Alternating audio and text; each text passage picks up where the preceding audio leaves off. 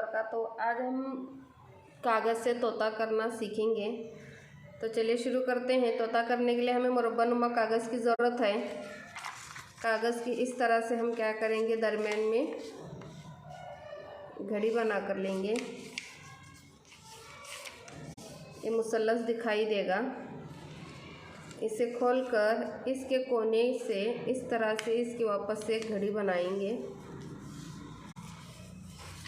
यही अमल इधर भी करना है।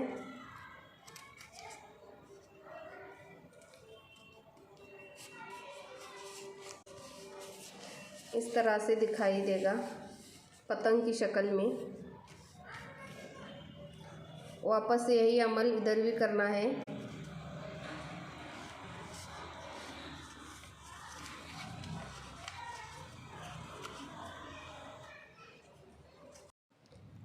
स्केच पेन से इसकी आँख तैयार करके लेंगे। ये इसकी दुम है। यही अमल पीछे भी हम करेंगे। इसकी एक आँख निकाल कर लेंगे।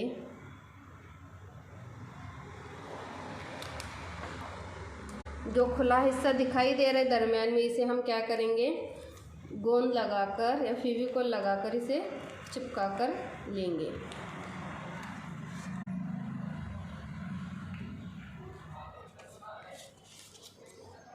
इस तरह से कागज़ का तोता हमारा तैयार हो गया।